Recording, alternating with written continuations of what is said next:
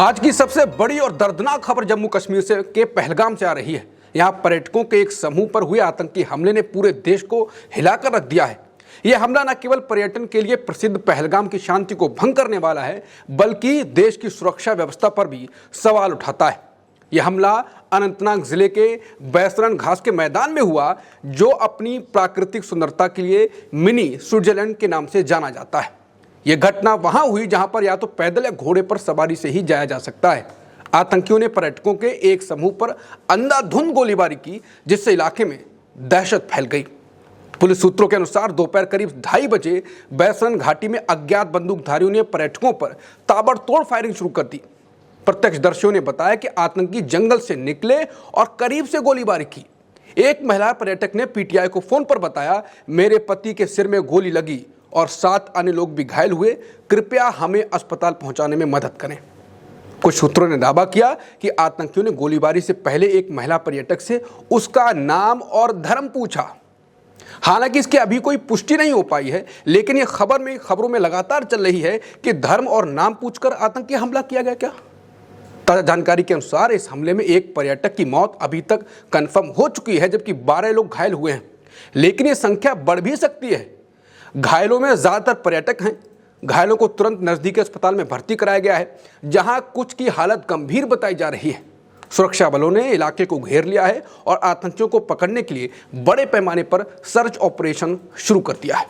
Jammu Kashmir police और सेना की टीमें संयुक्त रूप से इस ऑपरेशन में जुटी हुई हैं। खबरों के मुताबिक हमले के बाद प्रधानमंत्री नरेंद्र मोदी ने केंद्रीय गृहमंत्री अमित शाह से इस मामले पर तत्काल बात की।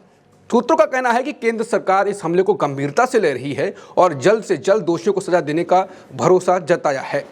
पहलगाम, जो अमरनाथ यात्रा का प्रवेश द्वार और पर्यटन का प्रमुख केंद्र है, वहां इस तरह की घटना ने स्थानीय लोगों और पर्यटकों में दहशत पैदा करती है, खासकर तब जब पर्यटन सीजन शुरू हो चुका है।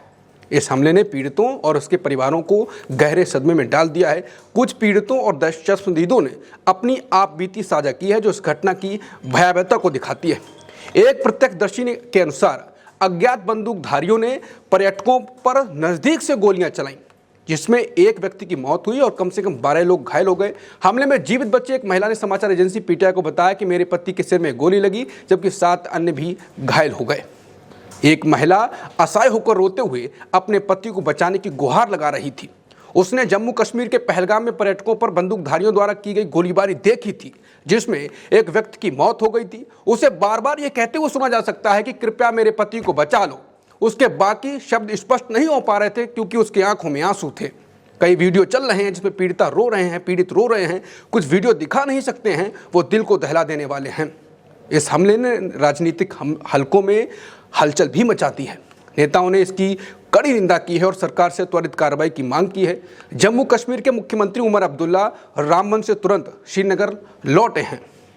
उमर अब्दुल्ला ने पर्यटकों पर हुए आतंकी हमले पर दुख जताया है और हमले को घृणास्पद बताते हुए अपराधियों को जानवर, अमानवीय और घृणा के योग्य बताया है। जम्मू कश्मीर के उपराज्यपाल मनोज सिन्हा ने आतंकी हमले की निंदा करते हुए इसे कायरतापूर्ण और घृणित कृत्य बताया। उन्होंने कहा कि मैं लोगों को आश्वस्त करता हूं कि इस घृणित हमले के पीछे जो लोग हैं, उन्हें बख्शा नहीं जाएगा। हमले पर जम्मू कश्मीर पीपुल्स कॉन्फ्रेंस के प्रमुख सज्जाद लोन ने कहा है कि आतंकवादियों से बड़ा कश्मीरियों का कोई दुश्मन नहीं हो सकता। वो चाहते हैं कि पर्यटक कश्मीर से निकल जाएं और कश्मीरी आजीविका के किसी स्रोत के बिना गुलाम बनकर रहें। वो हमारे बच्चों और आने वाले पीढ़ियों के दुश्मन हैं, वो आतंकवादी हैं। निहत्थे पर्यटकों को निशाना बनाना सबसे बड़ा पाप है। उन्होंने ना माफ़ी मांगी, ना ही आगे माफ़ी मिलेगी। ऐसे लोग जहन्नुम की आग में जलेंगे। केंद्रीय रक्षा मंत्री राजनाथ सिंह ने कहा कि निर्दोष नागरिकों पर यह कायरतापूर्ण हमला और बेहद निंदनीय है। पहलगाम आतंकी हमले को मानवता पर धब्बा बताते हुए कांग्रेस अध्यक्ष मल्लिकार्जुन खड़गे ने निर्दोष पर्यटकों पर हुए कायरतापूर्ण हमले की निंदा की। उन्होंने कहा कि सीमा पर आतंकवाद के अभिशाप से लड़ने में पूरा देश एकजुट है। ये कायरतापूर्ण हमला मानवता पर धब्बा है। उन्होंने कहा कि हमारे विचार और प्रार्थनाएं घायलों के साथ हैं। भारत की राष्ट्रीय सुरक्षा सर्वोपरि है और हम भारत सरकार से इसे सुनिश्चित करने के लिए सुधारात्मक उपाय करने का आग्रह करते हैं।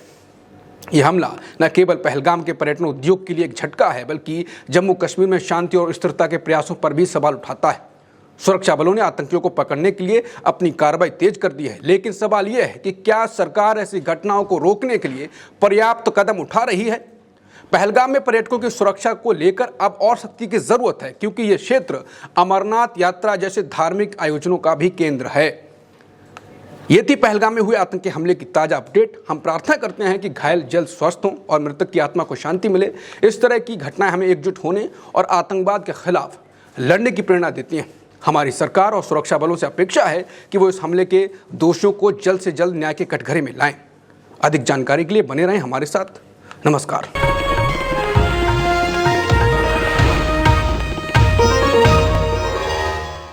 Copyright disclaimer under Section 107 of the Copyright Act 1976. Allowance is made for fair use for purposes such as criticism, comment, news reporting, scholarship, and research. Fair use is a use permitted by copyright statute that might otherwise be infringing.